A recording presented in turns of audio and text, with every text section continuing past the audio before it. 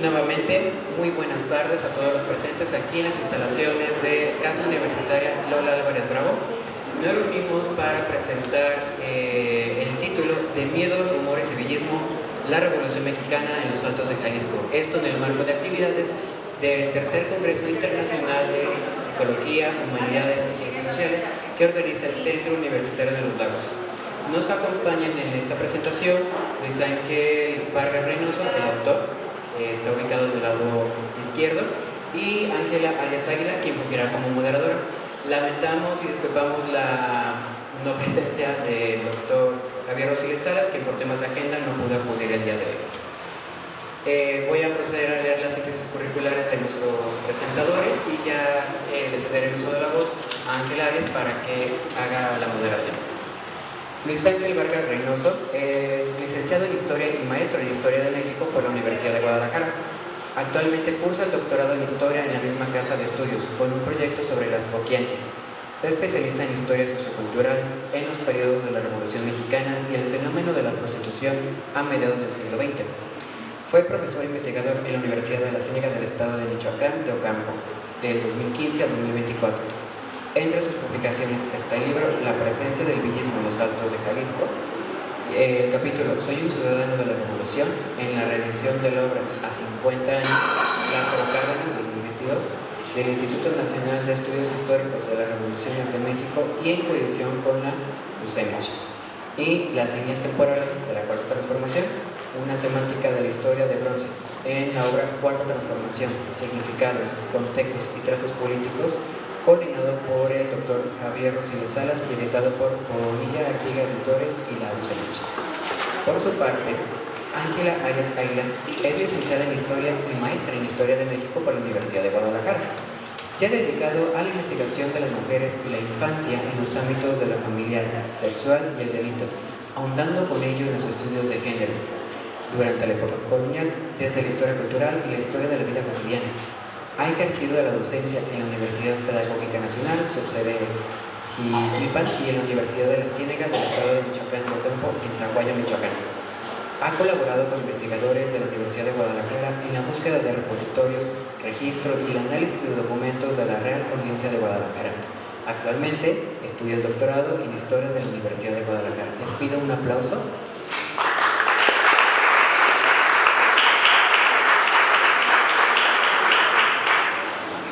Cedo el uso de la voz a la maestra Ángela Arias. También recibimos transferencia. Se escucha, ¿verdad? Buenas tardes. Bueno, pues buenas tardes, bienvenidos a todos y cada uno de ustedes. Muchas gracias por estar aquí. La verdad es que es un honor compartir con todos ustedes. Y bueno, antes que nada queremos agradecer al Centro Universitario de los Lagos de la Universidad de Guadalajara por este valiosísimo espacio, así como a los organizadores del Tercer Congreso Internacional de Psicología, Humanidades y Ciencias Sociales y la Tercera Feria del Libro. También queremos agradecer la valiosísima y constante labor del equipo logístico que nos asiste en esta hermosa casa universitaria Lola Álvarez Bravo. Como lo dijo el compañero, mi nombre es Ángela Arias y tengo el honor de compartir con ustedes y moderar esta presentación. A modo de introducción, quisiera iniciar con una anécdota que es bastante ilustrativa con todo lo que vamos a ver el día de hoy. Esta historia se llama El pavo partido en dos. Cuenta la historia que había una familia cuya receta tradicional de pavo para Navidad era una de las cosas que los caracterizaba en todo el barrio. Era una receta deliciosa. Y que era una receta que se había transmitido de generación en generación. Bueno, resulta que en alguna ocasión la más joven de esa familia se casó y entonces quiso iniciar dentro de su familia esta tradición de preparar ese riquísimo pavo. Entonces, bueno, en medio de todo lo ajetreado que puede ser organizar una cena de Navidad, le llama a su mamá y entonces le pregunta: mamá, ¿me puedes dar la receta tradicional del pavo? Esa receta que nos han heredado desde nuestras bisabuelas. Bueno, pues la mamá, muy generosa, le pasa los ingredientes, el modo de preparar la salsa, el adobo, y entonces le dice: nada más un detalle, hija, que es muy importante para la receta. Cuando tengas ya todo listo, vas a partir el pavo, le vas a cortar las piernas en un refractario, vas a colocar el pavo con el adobo y en el relleno, y en otro refractario vas a colocar las piernas del pavo. Es muy importante, hija, que esta receta la sigas al pie de la letra, porque así es como nos queda delicioso. Y entonces la chica se queda un poco extrañada y dice, ¿pero por qué? O sea, ¿por qué vamos a partir el pavo en dos si podemos meter todo el pavo completo en un solo recipiente? Y entonces la mamá le dice, no, hija, no, es que esa es la receta que hemos seguido de generación en generación. Si tú alteras la receta, probablemente el resultado va a ser distinto. Yo la verdad no me arriesgaría a cambiar la receta. La chica agradece a su mamá, cuelga y se queda con la duda, ¿por qué tenemos que partir el pavo en dos? Y entonces decide no quedarse con la duda, le llama a su abuela y le pregunta, oye abuela, mi madre ya me comentó cómo es la receta del pavo, pero yo tengo una duda, ¿por qué tenemos que partir el pavo en dos? ¿Por qué tenemos que separar las piernas del cuerpo? ¿Es realmente tan necesario para que quede bien la receta? Y entonces la abuela se bota de la risa, ¿no? Se agarra una caca y dice, ay, tu madre que nomás no se entera de nada. A ver, hija, le dice la abuela, la receta del pavo es tal cual te la dio tu madre. Nada más te aclaro una cosa, hija. Nosotros tradicionalmente habíamos partido el pavo en dos, porque como éramos muy pobres, nuestro horno era muy pequeño y no teníamos un refractario del tamaño suficiente para que cupiera el pavo completo. Entonces tú pones el pavo completo, hija, no pasa nada, la receta es la misma, solo que tu madre jamás preguntó por qué partíamos el pavo en dos. Si se fijan, esta historia tiene mucho que ver con lo que vamos a reflexionar en la lectura del día de hoy, el libro que hoy presentamos. ¿Cuántos pavos cargamos desde nuestra familia? ¿Cuántas formas de ver, de pensar, de sentir, de actuar en la vida las hemos heredado de nuestros ancestros, de nuestros padres, de nuestros abuelos, sin siquiera cuestionarnos por qué lo hacemos así? ¿Verdad? A ver, papá, ¿por qué en la familia nos enojamos tanto? A ver, mamá, ¿por qué en nuestra familia nos la pasamos en la tragedia todo el tiempo? ¿Verdad? Bueno, pues como ven entonces, esta anécdota nos lleva a esta primera reflexión. Ya nuestro compañero nos hizo el favor de presentar al maestro Luis Ángel. Y entonces yo quisiera preguntar primero, ¿verdad? A ver, maestro, hoy presentamos un libro que tiene, entre su título, tiene los términos de Revolución Mexicana en los Altos de Jalisco. Y aquí es algo que quizás es una duda que compartamos todos. Yo siempre creí que, sobre todo la ciudad de Lagos de Moreno, fue una ciudad donde siempre se mantuvo en paz durante el conflicto armado de la Revolución Mexicana. ¿Alguno de ustedes tiene una perspectiva similar? Sí, para gente se nos ha dicho que en Lagos de Moreno la revolución nunca pasó. Se mantuvo al margen, ¿verdad? A ver, maestro, ¿qué nos puede decir respecto a esto? ¿Cuál fue la participación de Lagos de Moreno dentro de este conflicto armado? Muy buenas tardes a todos. Y bueno, antes de responder la pregunta que hace la maestra Ángela, pues también quisiera reiterar el agradecimiento a todos los organizadores, al CUL Lagos, por brindarnos este espacio. Y pues también, si se me permite, quiero dar un agradecimiento y un homenaje a mi amigo, colega y maestro Mario Gómez Mata, que bueno, él partió hace muchos años, hace varios años, pero sin él este libro no hubiera visto la luz. Gracias a él, básicamente tenemos a la mano información que puede considerarse inédita de la Revolución Mexicana en los Altos de Jalisco. Fue uno de los que me incentivó a trabajar en este proyecto, en lo que justo veíamos cómo trabajamos a la par el proyecto que actualmente está en doctorado, que es sobre las Poquianchis.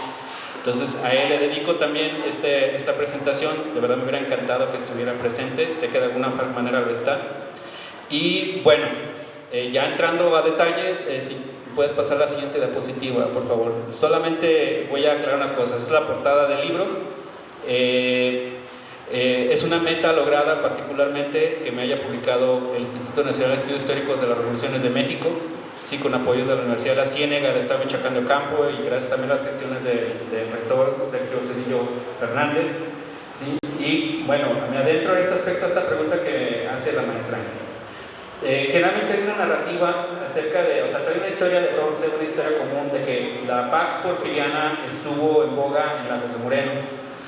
Cuando yo hice una propuesta, un estudio sobre la revolución en Lagos de Moreno en específico, incluso como un proyecto de tesis de licenciatura, no tuve un apoyo en el sentido de que uno de los expertos en la revolución en Jalisco me decía que no existían fuentes que pudieran dar cuenta acerca de que Lagos de Moreno o en general los Altos de Jalisco tuviera una participación más activa dentro de la parte revolucionaria. Pero con activa se refería a la parte política, militar y económica. ¿Sí? Entonces, bajo estos términos, en los últimos años, Alan Knight, la doctora Elisa Cárdenas y otros estudiosos del principio del siglo XX, el porfiriato y parte de la revolución, han hecho toda una historia revisionista, es decir, están volviendo a leer y a checar qué es lo que ocurrió en México durante la revolución, y ellos mismos han dicho que la revolución en realidad no debemos limitar la parte política, militar y económica. De hecho, Elisa Cárdenas en su libro Derrumbe dice que la revolución en Jalisco se presenta incluso antes de 1910. Es una hipótesis que ella lanza, es muy interesante. En mí confió el doctor Robert Turley Álvarez, sobrino de Lola Álvarez Bravo, sobrino nieto. Fue quien me dirigió, y posteriormente el doctor Samuel Ojeda Gastelum de la Universidad Autónoma de Sinaloa fue quien también dirigió este proyecto como tesis de maestría, que luego ya se consolidó en este libro. Lagos de Moreno sí tuvo una participación activa en la Revolución Mexicana. ¿Sí? La tesis que hice de licenciatura lo demuestra, y que es el libro ya titulado La presencia del villismo en los Altos de Jalisco, publicado en 2009 por el Congreso del Estado, en donde explico varios aspectos en los cuales sí debemos tener en cuenta que la participación de la población laguense y en general de los Altos de Jalisco fue más activa en la parte de qué vamos a hacer frente a esta situación, pero que sí trastocó o sí tuvo repercusiones en la sociedad. Entonces, no podemos decir así a ojos cerrados que la Pax Porfiriana estuvo dentro de lo que fue Lagos de Moreno en esta década tan convulsa. La Revolución Mexicana sí estuvo partícipe, y entonces sí debemos considerar irnos introduciendo a estos estudios revolucionarios. Creo que en esa parte sí debo decirles de antemano que esta zona, sobre todo esta zona del centro, estuvo muy activa, y en los márgenes también. ¿Sí? Ahorita vamos a andar un poquito más en eso. Pues qué interesante primero comenzar a derribar este mito, ¿verdad? De la idea de que Lagos de Moreno se mantuvo completamente al margen del proceso revolucionario. Y fíjense qué importante cuestionarnos estas cosas, porque yo lo que me pregunto es, entre todos los que estamos aquí, yo estoy segura que más de alguno tiene alguna referencia de algún conflicto de la revolución de parte de los ancestros, de parte de sus antepasados. A ver, ¿quién de aquí tiene alguna historia que nos quisiera compartir respecto al pasado de sus abuelos, de sus bisabuelos? Por favor. Bueno, en realidad no es una historia que yo escuché directamente, es una historia que le contó la tía de mi papá, pues a mi papá. Yo vengo de un pueblo de Zacatecas donde realmente no existe como una investigación propiamente dicha. Sin embargo, a lo que me refiero es más bien una anécdota, ¿no? De que estalla el conflicto, los hombres se fueron a la revolución, otros se fueron con los federales, y el caso es que hubo una hambruna, ¿no? Porque pues no había gente que estuviera trabajando el campo, aparte de que es un municipio pequeño ahora, pues hace 100 años era incluso más pequeño. Y lo que decía esta tía abuela mía es que le conoce como la época del hambre, porque pues no había comida. Lo que ellos hacían era que se comían estas como semillitas que dan los mezquites, que empezaron a recurrir a comerse esas plantas porque no había otra cosa, pues. Muchas gracias. ¿Alguien más que nos quiera compartir una anécdota? Sí, también platicaba mi papá que tenían que sacar de los hormigueros lo que había también ahí para poder comer. Eso sí, aquí entre Lagos y La Chona. Y también que se tenían que esconder muchas veces en los cerros porque llegaban de un bando o de otro bando y todos se llevaban lo que podían agarrar. Entonces los dejaban estaban muy desprotegidos también. Ajá. Sí, platicaban muchas cosas. Mis abuelitos se casaron en 1910 precisamente. Muchas gracias. ¿Una anécdota más? ¿Alguien que nos quiera compartir? Ok, adelante. Sí. Gracias. A ver, yo más que anécdota es un comentario. Yo lo que quiero decir es que, pues en la Revolución Mexicana, pese a que no tenemos una acervo respecto documental respecto a la participación de esta zona en la Revolución, sí hay que recordar que esta zona siempre se ha caracterizado por ser altamente clerical, altamente conservadora y altamente participativa en el tema de la defensa de lo tradicional, que recordemos que lo tradicional era antes de la Revolución, terratenientes, grandes personas que eran dueñas técnicamente de municipios enteros, y eso se traduce a lo que me están comentando las personas que participaron previo a mí. Pues había pobreza, pero la pobreza no era estructural, la pobreza era generada por este tipo de estructuras de personas terratenientes que eran dueñas de las grandes extensiones territoriales, y que aquí, y esta defensa de lo tradicional va a dar como pie que aquí, precisamente en esta zona, se dé la guerra cristera. Entonces, pues esa sería mi aportación. Gracias. Muchísimas gracias. Gracias por compartirnos anécdotas tan valiosas. Pues bueno, fíjese, maestro, con todo esto que estamos conociendo, si se fija, bueno, me gusta pensar, ¿no? Todos tenemos un trocito de historia que puede o no reflejarse en los libros, y sin embargo ahí está esta historia, ¿no? Y qué importante recordarla y rescatarla. Hay una observación que quisiera compartir con usted, maestro, y es que a veces los libros de historia, sobre todo los que tenemos acceso desde la educación básica, en muchas ocasiones estos libros nos narran grandes batallas, vemos cifras, números de caídos, números de soldados, organigramas militares, pero no siempre conocemos las dimensiones más humanas, más íntimas de los involucrados. En este sentido, de miedos, rumores y villismo, la Revolución Mexicana en los Altos de Jalisco, ¿qué postura asume acerca de esta historia tradicional enfrascada en batallas y planes políticos? Muy bien, la que sigue, por favor. Muy bien.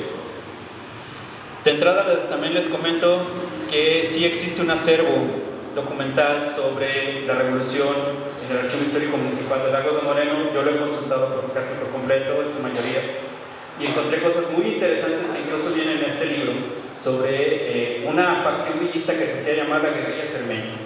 Sí, la guerrilla Cermeño fue liderada por Manuel Cermeño Sánchez y tuvo el objetivo de cuidar la zona aquí entre Lagos y San Juan de los Lagos. Se conformó en San Juan de los Lagos, pero su base operativa militar era aquí en Lagos de Moreno. Y hubo algunas batallas que ellos se enfrascaron en Jaramillo, en los límites con Guanajuato, con carrancistas.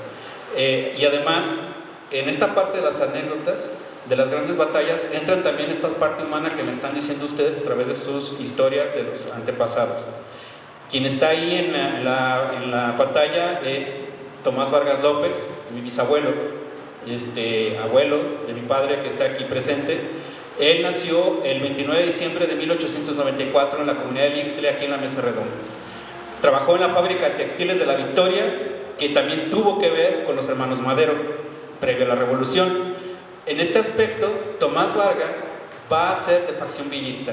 Se va a convertir en capitán primero como recompensa de haber sido revolucionario durante la década de los 20 del ejército mexicano. Pero además, cuando mi abuela, su nuera, me platica sobre él, me explica que hubo una batalla el 30 de junio de 1915 entre villistas y carrancistas. De hecho, esa anécdota que ella me comenta fue la que me dio entrada a encontrar todos los documentos que estaban resguardados en el Archivo Histórico de Lagos. Y eso porque Mario, en paz descanse, también como que recordaba que leyó algo. Y a partir de ahí comenzamos a escudriñar. Y así como había narrativas en los documentos, es decir, descripciones de esta batalla en la estación de ferrocarriles, en la zona de la Higuera, y rumbo al puesto, y también rumbo hacia la laguna, supe que él estuvo participando en esta batalla. Tomás Vargas López vivió esta batalla junto con su esposa, mi bisabuela. Entonces, así como él la vivió, hubo varias laguenses que tuvieron que hacerle frente a esta batalla revolucionaria, que incluso dentro de mis investigaciones comento que fue una batalla crucial para que Álvaro Obregón pudiera replegar a Pancho Villa hacia el norte. Álvaro Obregón, al llegar a Lagos de Moreno, lo que ocurrió fue que se quedó sin parque, es decir, no tenía munición y tenía muy pocas armas debido a las batallas suscitadas en Celaya, en León, o sea, en las márgenes aquí con Guanajuato. Le manda un telegrama a Carranza, quien está replegado en Veracruz, diciéndole: no tengo munición, ya hice huir a Pancho Villa hacia Aguascalientes, no tengo que replegarme hacia el norte. Entonces lo que hace Carranza es mandarle ese famoso convoy de la victoria que va a atravesar el país y tiene que pasar por aquí. Para ese momento Álvaro Obregón ya estaba en lo que hoy conocemos como Castro, la antigua hacienda de Santa Bárbara, antes de llegar a La Chona. Pancho Villa no era tan tonto como creíamos, era una persona inteligente. Mandó a Luis Moya y a Rodolfo Fierro a espiar a los carrancistas y se dio cuenta de esta limitación armamentística que tenía Álvaro Obregón. Entonces, bajo esta idea, lo que le pidió a Rodolfo Fierro y a Luis Moya fue que rodearan Santa Bárbara para llegar a Lagos y apoderarse en la estación de ferrocarriles de ese convoy. ¿Para qué? Para así poder rodear a Álvaro Obregón desde Lagos y Pancho Villa desde Aguascalientes y flanquearlo y totalmente destruir a la división del noroeste. Lo que no contaba Pancho Villa es que pues Carranza le ordenó también a Manuel M. Diegues que viniera a ayudar a esta parte. Es ese conflicto que se desata en la estación de ferrocarriles de aquí de Lagos de Moreno, ¿sí? Y que deja muchos muertos.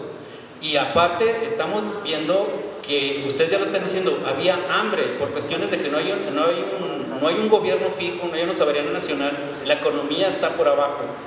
En Lagos de Moreno localmente, aparte de que había hambre, no había circulación de dinero, no había flujo de dinero. Aparte de eso, hay una epidemia de enteritis a nivel local que está pegándole a la población. Entonces, bajo esta idea, luego de la batalla del 30 de junio, que pierden los villistas y se restablece el gobierno de carrancista bajo Genaro Equimbal, lo que ocurre es que Genaro Equimbal ordena que todos los cadáveres de caballos y seres humanos que están regados por toda la estación de ferrocarriles, por toda la zona de la Higuera, hacia el puesto y hacia la laguna, sean incinerados, porque si no van a contaminar los mantos freáticos. Yo logré registrar cuántos cadáveres de estos soldados revolucionarios y un general se trasladaron al Panteón de la Soledad. Fueron nada más 18 y un general. Para la cantidad de la batalla son bien poquitos. El resto de los cadáveres o fueron incinerados o fueron sepultados cerca de la estación. De hecho, hay una fotografía que te les voy a mostrar. Un amigo de mi padre que trabajó en obras públicas sí me dijo que haciendo unas maniobras ahí en la estación de ferrocarriles desenterraron algunos restos con carrilleras todavía, y eso confirma lo que dicen los documentos.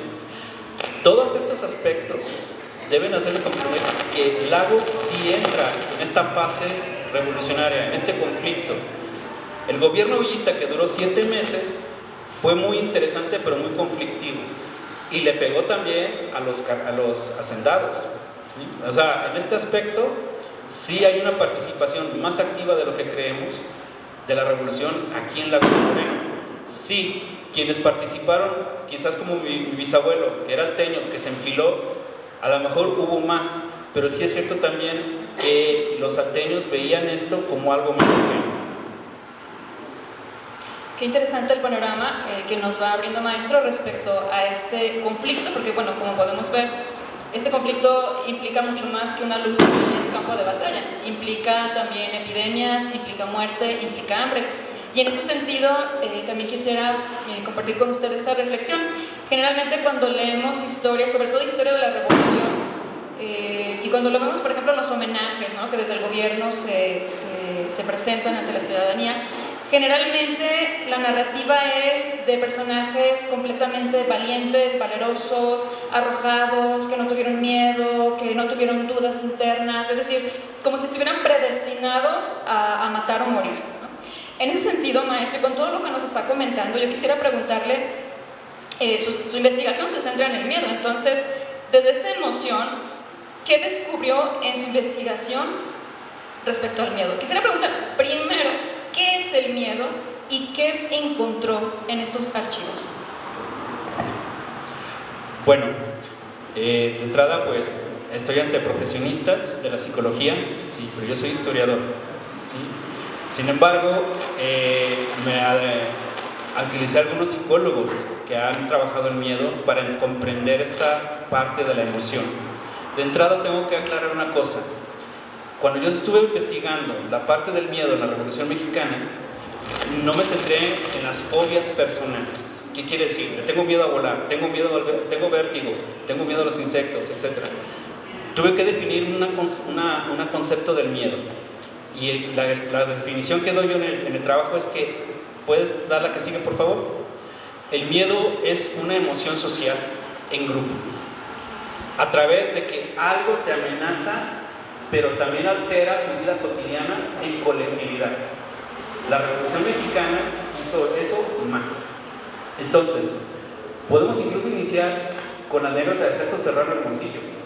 Celso Serrano Hermosillo fue asesinado por los villistas al intentar salvar su hacienda Las Cajas y que no fueran intervenidas, porque ojo, Frederick Katz, uno de los grandes estudiosos de Pancho Villa, comenta que en Chihuahua Pancho Villa estableció su política intervencionista de haciendas, no solamente para retirarle las riquezas a los hacendados y dárselas al pueblo, sino también para alimentar a la División del Norte. Esa misma política intervencionista la aplicó aquí en Lagos de Moreno. Pancho Villa le ordenó a Tomás Urbina, y Tomás Urbina a su vez le dijo a Ismael S. Hurtado, que era el presidente municipal villista, que entraron en noviembre de 1914, que interviniera las haciendas.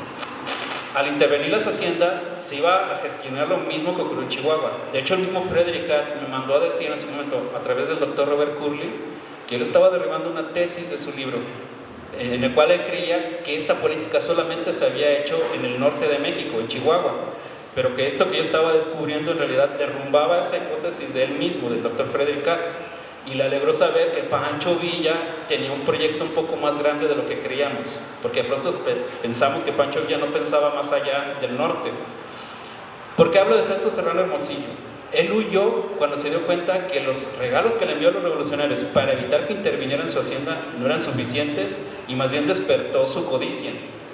La anécdota es que pues lo persiguieron hasta el Panteón de la Soledad y ahí le dieron muerte. Su tumba está actualmente en una de las catacumbas en el segundo panteón, que no es el de la Soledad, sino es un panteón del principio del siglo XIX, en la segunda capilla, que es menos antigua que la primera capilla del Panteón de la Soledad. En esa segunda capilla ahí está la tumba de Celso Serrano Hermosillo. Nuestros ancestros también tenían miedo. A ver, parece que es bastante obvio lo que digo, pero es que es lo que comenta la maestra Ángela. Mirar hacia el pasado implica deshumanizar a nuestros ancestros. Pensamos que ocurrieron las cosas como ocurrieron, pero en realidad yo como historiador sé que si le quitamos esa parte humana a cualquier actor social e histórico que haya participado en un evento, es quitarle totalmente la mitad del hecho, de la anécdota o de la acción. Yo no me imagino a Miguel Hidalgo iniciando el movimiento de autonomía de México en 1810 sin estar nervioso, por ejemplo. Imagínense nuestros ancestros ante este panorama que les acabo de decir sobre la revolución. Imagínense nuestros ancestros pensando que ahí viene una serie de revoltosos que no son de aquí de Lagos, no son de San Juan, no son de San Miguel Alto, son del norte y vienen a intentar implementar sus ideas. Bajo estos esquemas tradicionales que nosotros tenemos, nos interrumpen totalmente todo. Pues las reacciones son diversas ante el miedo. En Lagos de Moreno hubo una reacción interesante, en San Juan también, en Jalostotitlán igual. O sea, cada poblado de los Altos de Jalisco reaccionó acorde también a cómo fueron penetrando los revolucionarios en su sistema de vida, es decir, en su vida cotidiana, y les fueron interrumpiendo eso. Entonces, por eso el miedo es este aspecto de una interrupción en colectivo, es una amenaza grande que viene a interrumpirnos. Y la incertidumbre es una amenaza que no es tal cual visible, es decir, no sabemos realmente lo que viene. Los revolucionarios provocan miedo cuando hacen una acción que efectivamente afecta, pero la incertidumbre es aquello que provoca esa ansiedad en nuestros ancestros, es decir, ¿qué va a pasar ahora que ya están ellos aquí? O sea, ya vinieron, saquearon o implementaron este nuevo gobierno, pero ahora ¿qué va a pasar? Entonces también hay que considerar eso. Ojo, no voy a aclarar una cosa, no hubo un pánico. Georges Lefebvre es uno de los que estudia el gran pánico de 1789 por la Revolución Francesa, y él explica por qué hubo un pánico. Pero en México, aquí en los Altos de Jalisco yo no vislumbré un pánico, pero sí un temor constante ante las circunstancias que estaban amenazando a la sociedad. Muchas gracias por responder, maestro.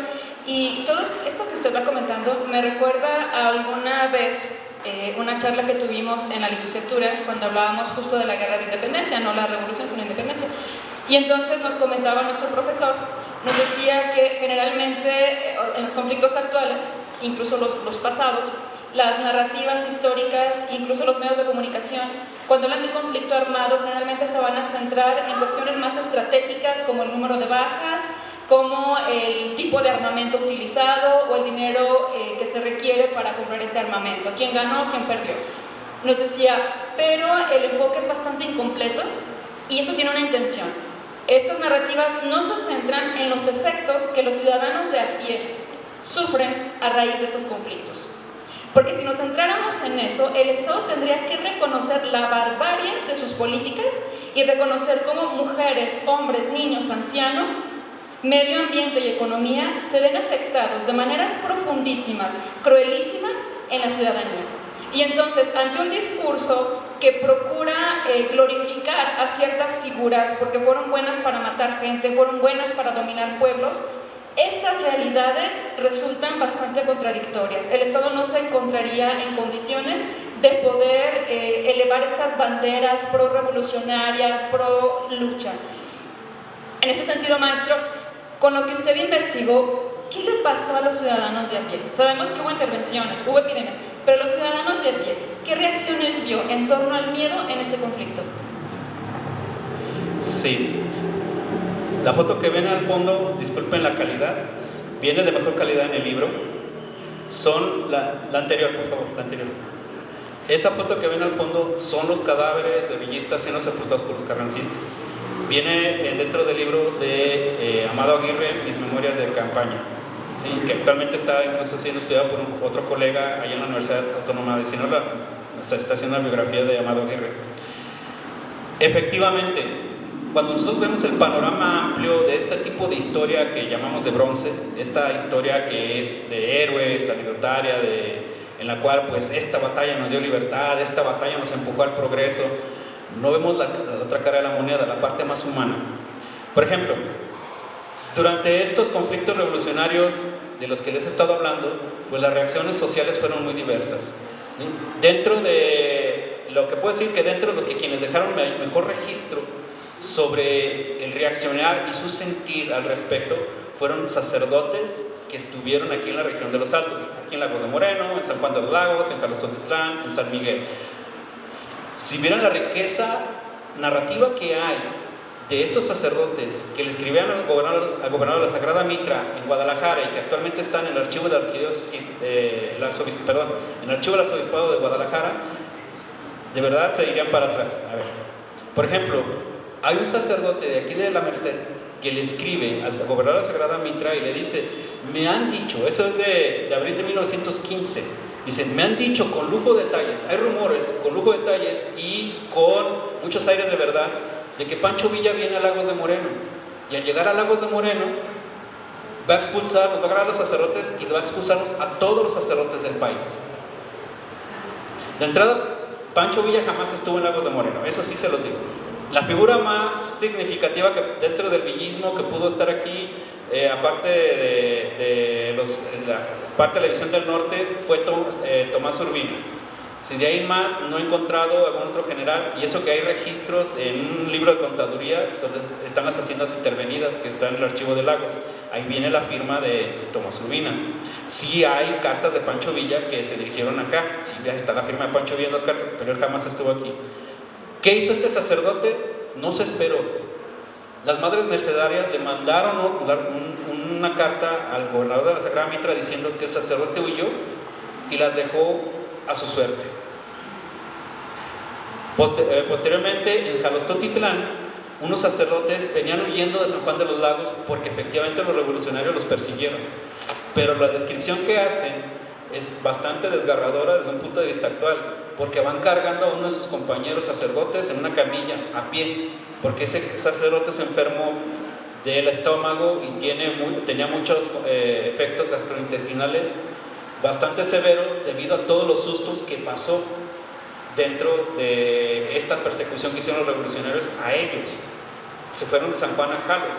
Ojo, no todos los sacerdotes decían, temo, esto, me da miedo. Uno tiene que leer toda la carta para sacar esa interpretación. Efectivamente, en esta narrativa hay incertidumbre, hay miedo, incluso sí llega a haber 2, 3 que dicen, estoy totalmente paniqueado por esto. ¿Sí? Y más porque los revolucionarios llegaron, arrasaron, se robaron a las mujeres, hicieron esto, o sea, destruyeron, incendiaron, saquearon. Y por ejemplo, otra más, que puede ser más a nivel nacional, vámonos al inicio de la revolución, en 1910, en plena levantamiento armado de Francisco I. Madero. En diciembre de 1910, un periódico titulado El Regional publicó que los maderistas tenían una máquina infernal con la que iban a destruir el gobierno de Porfirio Díaz. Uno lee el contenido de ese artículo, jamás te dicen en qué consistía la máquina infernal, jamás te lo dicen, pero el plan del encabezado, para quienes sabían leer y le leían los demás, era provocarles temor, una postura hacia los maderistas, ¿sí? Es echar a volar la imaginación. Todo ese tipo de cosas es lo que sí se puede analizar también dentro de la historia. Son de los ciudadanos, como decimos, a pie, es la voz común del pueblo y lo podemos rastrear de esa manera. Gracias, maestro. Yo considero que es sumamente pertinente un enfoque de este tipo, considerando la realidad que actualmente estamos atravesando. Uno de los compromisos que se nos forma a los historiadores es que nosotros escribimos sobre el pasado para en algunos momentos poder afrontar el presente, ¿sí? No es como que escribimos porque nos gustó, o sea, claro, pero también porque a veces en el pasado podemos encontrar respuestas o modelos de respuesta al presente. En ese sentido, quisiera involucrar a los que aquí nos escuchan. Estamos atravesando en nuestro país por periodos sumamente violentos, periodos de mucha inestabilidad social y económica.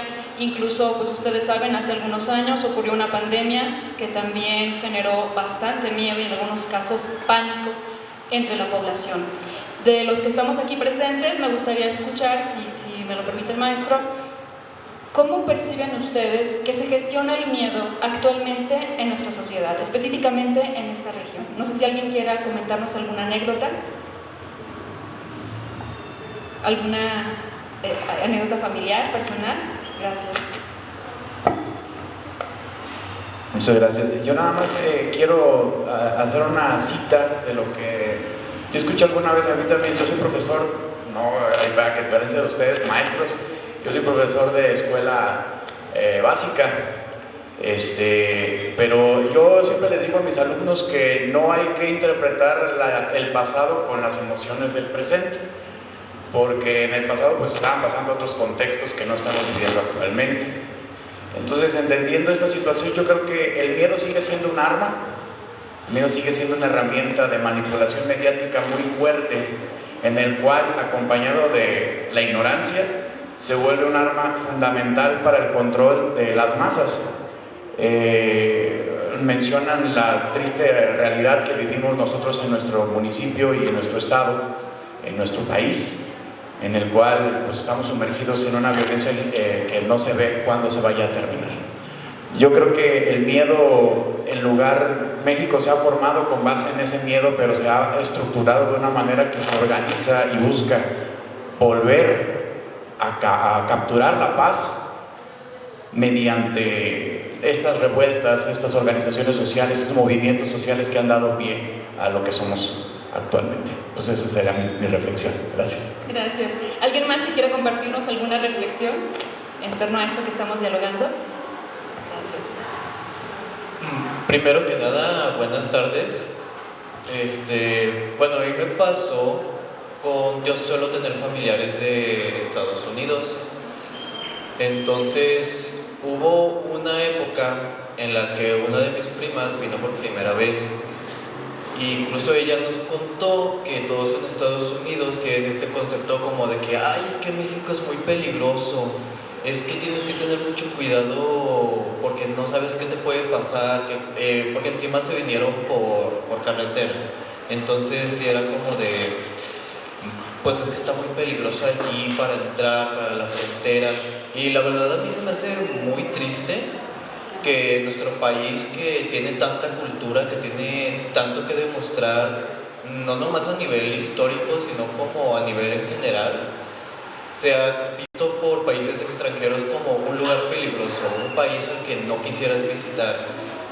También, pues la verdad se me hace muy triste que los medios estén utilizando el miedo para intentar controlar a la gente. Yo me acuerdo que cuando pasó lo del problema de... No me acuerdo si eran estudiantes o simplemente eran jóvenes que desaparecieron de aquí de Lagos de Moreno, estuvo en boca de todos. Y siento que incluso fue por amarillismo, por miedo, por morbo, por muchas cosas que la verdad ni deberían. Al punto de que un amigo que tengo en Celaya me dijo de que, oye, ¿qué pasó esto donde vives? Entonces sí siento que la desinformación es mucha. Ya todos con las redes sociales, con el celular, se le hace muy fácil poner cosas que no van ni al caso y ya es muy difícil diferenciar noticias verídicas de noticias falsas. Entonces a mí se me hace como que no está bien. No está bien, nosotros tenemos ya que buscar la mejor forma de informarnos y la mejor forma de ver por nuestro país, porque es a quien se le está manchando la imagen al final del día. Muchas gracias. Maestro, se nos agota el tiempo. Quisiera hacer una última, dos preguntas ya para el cierre. Para los futuros lectores de este libro, ¿qué más vamos a encontrar en esta obra, aparte de lo que ya se mencionó? Muy bien. Abono rápidamente a los comentarios y luego ya respondo a la pregunta. Hasta cierto punto sí es cierto que no hay que analizar desde el presente el pasado para evitar algo que se llama anacronismos, no meter cosas que ocurrieron hoy hacia el pasado. Sin embargo, los historiadores, a través de algo que se llama historia de las mentalidades, nos hemos dado cuenta que las emociones son otra forma de trabajo, a diferencia de lo tangible. Por ejemplo, George Duby tiene una obra que se llama Año 1000, Año 2000. George Duby explica que para el año 990, 999, en unas ciertas partes de Europa, había temor de que en el año 1000 se iba a acabar el mundo. ¿Qué ocurrió para 1999, 1998? Pero hay registros de finales del siglo XIX en Guadalajara de suicidios, porque pensaban que en 1900 se iba a acabar el mundo. O sea, hay una constante en el ser humano en esa visión a futuro apocalíptica. ¿Sí? Y ¿qué podemos encontrar en el libro? Pues vas a encontrar una propuesta en la cual la historia también se acerca a esta parte de las emociones humanas. ¿Sí? La historia de las mentalidades a través de Michel Bouvet, Georges Lefebvre, Jean Delannoy y varios otros autores han puesto sobre la mesa estudios y enfoques totalmente distintos de cómo acercarse a hechos históricos más allá de lo que podamos visualizar dentro de los aspectos de grandes batallas o grandes hechos. ¿Qué onda con, perdón por la expresión, pero es como decimos, qué onda con la parte en la cual el ser humano, nosotros como sociedad, estamos activos dentro de estos hechos históricos? Entonces el libro te va invitando a eso, te va invitando a leerlo desde ese enfoque más humano. Si hay una propuesta metodológica, si hay un contexto sobre la región de los Altos, qué son los Altos de Jalisco, para entenderlo en la época y tratar de, ahora sí que empatizar un poco con los personajes que te voy describiendo. ¿Sí? Bueno, y como última pregunta, maestro, como podemos ver, el trabajo del maestro Luis Ángel no es un trabajo que se enmarque en esta historia tradicional, sino que digamos que coquetea un poquillo con la psicología, aunque sin meterse de lleno en ella. Es una historia mucho más cultural, mucho más interdisciplinaria. Para todos los que tuvieran esta inquietud, maestro, por hacer una historia diferente, por conocer una historia diferente, ¿qué nos podría recomendar a nivel metodológico y sobre todo en cuanto a la búsqueda de fuentes? Pues creo que, bueno, para que nos dedicamos en la historia, las ciencias sociales en general, valdría la pena hacer una revisión, no solamente de la literatura que se ha hecho y ver cómo podemos proponer nosotros algo nuevo o contestar preguntas que se van planteando, ¿sí? Sino también ver estos enfoques que pueden provenir tal vez desde una tendencia o cierta escuela que se haya fundado en alguna parte del mundo, ver qué tan funcional puede ser para el fenómeno que estamos estudiando, que en este aspecto sí fue un reto muy grande para mí, meterme a esta conceptualización de las emociones dentro de pues, un periodo en el cual pues, prácticamente ya nadie vive, si fue hace más de 100 años. Entonces ese fue el mayor reto dentro del trabajo, al momento de elaborar una tesis. Esta fue una tesis de maestría, ¿sí? Pero fue tan satisfactorio ver que nuestros ancestros sí dejan de alguna manera huellas que pueden leerse, y creo que dentro de las ciencias sociales, por ejemplo, en este caso me apoyé en la psicología, tal vez no a profundidad, pero fue una herramienta esencial en mi quehacer histórico para entender cómo funciona la emoción y cómo puedo yo entenderla dentro de los documentos que estoy leyendo, documentos escritos y algunos visuales que me arrojan esa visión de una emoción tan intensa como es el miedo. Entonces quizás también por ejemplo en la licenciatura de Humanidades, que sé que lleva una serie de materias muy integrales de diferentes formas, y también dentro de psicología, pues quizás puedan acercarse también a esta ala de la historia de las mentalidades, porque hay varios autores dentro de la historia de las mentalidades provenientes de Francia, de aquí de México, de Estados Unidos, que puedan abonarles también al trabajo de ustedes. Es decir, que hay una dialéctica, un diálogo entre ciencias hermanas, que de pronto se nos olvida acercarnos unos a los otros, y somos parte de las ciencias sociales. Somos los que le vamos a decir de alguna manera a otras ciencias el por qué no hay que hacer ciertas cosas y por qué sí, en términos éticos y humanos. Aunque la solución sea muy práctica, sea asequible, hay que cuestionar si esa respuesta es la que de verdad necesita la humanidad. Y ahí es donde entramos nosotros como ciencias sociales. Sí, respecto a esto que comenta, recuerdo haber escuchado a un compañero que decía que las ciencias exactas son tan precisas y son tan avanzadas que nos pueden decir cómo revivir un dinosaurio. Sin embargo, las humanidades son las encargadas de decir por qué no es buena idea hacerlo. Vemos cómo nos complementamos unos a otros. Bueno, pues miren, el tiempo se nos agota. Tenemos dos noticias. La primera es que afortunadamente la versión impresa de esta publicación ya está agotada. Sin embargo, la otra noticia es que existe la versión digital de este ejemplar y que es de libre acceso, ¿sí? El INER lo tiene disponible en su plataforma. Quien esté interesado, vamos a dejar unas hojas en blanco para que puedan anotar su nombre completo, su dirección de correo electrónico, para hacerles llegar estos ejemplares de manera gratuita. Bueno, pues queremos agradecer la presencia, la atención. Bueno, justo quería ver si podemos dar paso a 5 minutos de preguntas y respuestas. ¿Sí? Adelante. Al maestro Vargas. Le van a traer el micrófono, un segundito. Primeramente, felicitarte al maestro Vargas, a la conductora también, por este tema tan interesante de la revolución. Sabemos que la batalla de Lagos está eclipsada a nivel nacional, y la batalla de Lagos fue donde se decidió la revolución mexicana, como ya lo comentó Ángel. Pancho Villa estaba por la parte de Aguascalientes y por la parte de León venían otros para atacar a Álvaro Obregón. Pero yo sé una pregunta de que Pancho Villa sí estuvo en Lagos. Yo estuve con un señor cuando yo estaba en la secundaria, se llamaba Baudelio Cermeño.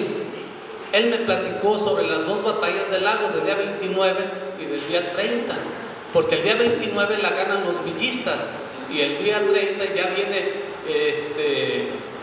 se me escapa el nombre de Manuel M. Diegues. Manuel Macarena Diegues viene ya con toda su gente, porque él estaba en la mesa redonda.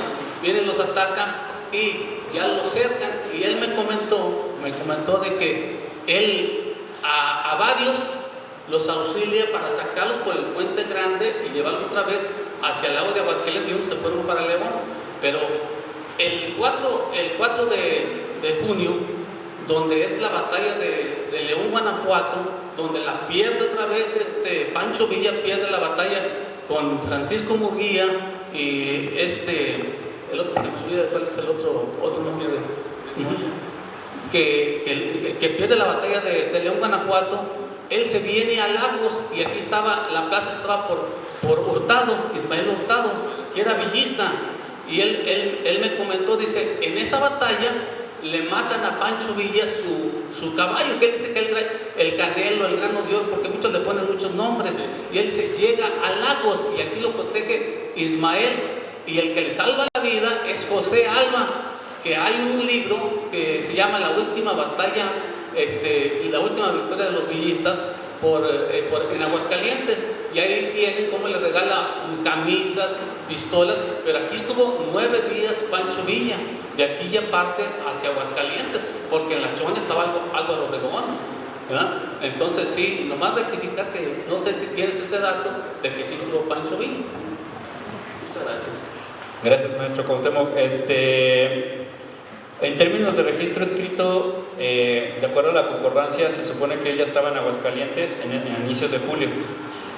No sé hasta qué punto, de pronto también cuando uno hace historia oral, es interesante cómo la gente aporta datos nuevos que se pueden confrontar con los registros más estáticos, en este caso la escritura. Recuerdo que el doctor Robert Curly Álvarez, cuando me dirigía y que yo le decía que a ver si me encontraba a Pancho Villa en Lagos, me decía, sí te lo vas a encontrar, te voy a decir por qué. Me dijo el doctor Robert Curly, porque estuvo en Lagos, estuvo en León, estuvo en Guanajuato, estuvo en México al mismo tiempo. Sí, entonces Robert Curly me decía, es que de pronto había personas que confundían a alguien con cierto rasgo y decían, es Pancho Villa, es Pancho Villa. O sea, la gente sí lo conocía, pero es un poco como lo que hacía Pedro Zamora y lo que hacía también no recuerdo, había un bandido muy popular en Michoacán durante la independencia, que la gente decía, es que es tan extraordinario ese bandido que ya robó acá en Sayula, pero al mismo tiempo está incendiando Zamora. O sea, y era el mismo, o sea, pero se utilizaba nada más el nombre diciendo, yo soy fulano de tal. Y Robert Curly me dijo eso, quizás, eso es muy interesante, quizás no era Pancho Villa, era alguien que estaba haciendo alias de Pancho Villa para sacar provecho. Entonces, ¿hasta qué punto realmente sí y realmente no? Es algo que tendríamos que revisar, confrontar, porque de acuerdo a los registros, incluso de Aguascalientes, él está dirigiendo la batalla en Aguascalientes a inicios de julio, y es cuando lo repliegan hacia allá. ¿Sí? ¿Pero por qué? Porque él sí quiso entrar a Lagos, pero se dio cuenta que los carrancistas ya estaban rodeando la ciudad a finales de junio y decidió dar la vuelta, ahora sí que rodear para irse hacia La Chona y luego Aguascalientes. Por eso de pronto quienes han estudiado la revolución dicen, es que Pancho Villa no estuvo en Lagos. Mario Gómez también lo decía, no, pues es que Pancho Villa no le interesó llegar aquí, pero el detalle pues hay que confrontar las fuentes, porque a veces la voz de las personas dice también muchas otras cosas, y eso es lo enriquecedor de la historia oral. ¿Sabes qué, maestro? Hay fotografías. José Alba da unas 7 fotografías del Lagos de Moreno, donde ellos están en el Calvario, y él está en la parroquia, dice, donde, y otra con Pancho Villa que está al otro lado, de donde es el Hotel Plaza. Hoy es un café, ahí está retratado él con él. Sí. Muchas gracias. ¿Tenemos espacio para una última intervención? ¿Sí? Muchas gracias. Qué bonito la interacción que ustedes nos ofrecieron. Los felicito y yo quiero... bueno, yo quería, aprovechando que el maestro habló sobre el apoyo de las diferentes disciplinas de las humanidades y de las ciencias sociales, le quiero preguntar también si la literatura, aquí tenemos al padre de la novela de la Revolución, que dicen que lo es por los de abajo y sin embargo no fue su primera novela sobre la Revolución, fue realmente Andrés Pérez maderista. Y él fue maderista y hubo un club antirreeleccionista aquí en Lagos y bueno, además Francisco Guerrero también fue revolucionario, José Becerra, otro escritor. Entonces yo le quiero preguntar, maestro, si pues todo ese legado de Mariano Azuela lo ha utilizado usted como fuente. Bueno, de entrada sí digo que no lo he utilizado como fuente, pero sí lo he utilizado como un referente para tratar de ubicar el cómo era en términos contextuales la vida cotidiana. Si no lo cité ninguna de las dos tesis, debido a que en principio el doctor Robert Curley me dijo también, me detuvo cuando era mi director de tesis, me decía, es que si te metes con Mariano Azuela te vas a querer meter a hacer un análisis de la novela histórica y nos vamos a salir totalmente del tema. ¿Sí? Y lo mismo ocurrió en la maestría. El doctor Samuel Ojeda de alguna manera también me dijo, quizás podamos tomarlo como una brújula, pero no lo metemos no porque no tenga su valor, sino porque requiere un trabajo aparte. Es decir, es tan vasta la literatura, la narrativa, a mí me encantan los de abajo. Fue la primera novela que leí de cabo a rabo. Demetrio Macías, de verdad, para mí es como... De hecho, cuando no sabíamos quién era Manuel Cermeño y Sánchez, le ponía ese rostro en mi imaginación de Demetrio Macías. Sí, ya cuando por fin tuvimos una foto de Manuel Cermeño y Sánchez, que totalmente distinta a la que Robert Curley y yo habíamos imaginado, e incluso que se derribó una hipótesis, ¿no? Pensando que él había sido un ranchero alteño, que fue un líder un poco al estilo de Demetrio Macías, que voy a pelear por mis tierras, etcétera, por defender una causa que a lo mejor no entiendo mucho. Ya nos dimos cuenta que en realidad posteriormente Manuel Cermeño Sánchez fue un bandido que estuvo junto con José Pérez Castro en sus andanzas, y la revolución le permitió escalar en categoría social hasta llegar al presidente municipal de San Juan de los Lagos. Pero Mariano Azuela creo que en ese aspecto aporta mucho de la vida cotidiana si lo leemos de manera detallada. Sí, él tenía esa habilidad de plasmar no solamente el sentir, en este caso los actores, sino de cuestionar el propio movimiento. Demetrio Macías, si lo analizamos, es un personaje que cuestiona, ¿por qué estoy luchando? Sí, quizás es una interrogante que hasta el propio Mariano Azuela, a pesar de que apoyaba a la revolución, decía, ¿pero para qué? Si no lo sé, porque habríamos que analizar, porque de pronto cuando yo leí esa sangre, también me di cuenta de que había como un cierto dejo de decepción de Mariano Azuela hacia el movimiento revolucionario. ¿Sí? Entonces, Mala Hierba y Esa Sangre, que son un complemento, si yo lo veo en un enfoque completo, es como una decepción. Así, yo lo siento así cuando lo leí, como que Mariano Azuela dijo, bueno, de tanto apoyar, pues llega esto, ¿no? El final de Mala Sangre, no lo voy a spoilear, nada más les digo esto, el final de Esa Sangre te deja pensando, te deja insatisfecho, pero esa es la intención de Mariano Azuela. ¿Sí? Yo creo que hace falta un trabajo de análisis histórico de las novelas de Mariano Azuela. Da para una tesis, chicos, los que están aquí presentes, para 2 tesis incluso, porque es un autor que no ha sido, si bien se le da su lugar, su categoría, realmente no ha sido estudiado a profundidad. Bueno, pues agradecemos la atención, su valioso tiempo. Sabemos que el tiempo no se repone, así que para nosotros es un regalo de verdad invaluable. Y pues finalizamos esta presentación del libro. Les recuerdo, se hizo pasar una lista, quien quiera el ejemplar se les va a compartir. Y pues muchísimas gracias, agradecemos la coordinación de este evento. Esperamos encontrarnos en otra ocasión. Gracias.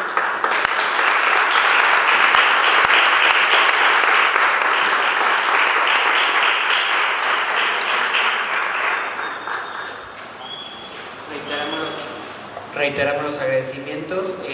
Vamos a proceder a hacer el cierre protocolario con la lectura de las constancias. El Centro Universitario de los Lagos de la Universidad de Guadalajara otorga las presentes constancias a los maestros Luis Ángel Vargas Reynoso y a la maestra Ángela Arias Águila por realizar la presentación editorial titulada De Miedo, Rumores y Villismo, la Revolución Mexicana en los Altos de Jalisco, realizada en el marco del Tercer Congreso Internacional de Psicología, Humanidades y Ciencias Sociales. Atentamente, Piensa y Trabaja, 1925 a 2025, un siglo de pensar y de trabajar. Firmado en Lagos de Moreno, Jalisco, al 30 de mayo de 2025. Y nuevamente, con esto hemos terminado nuestra presentación.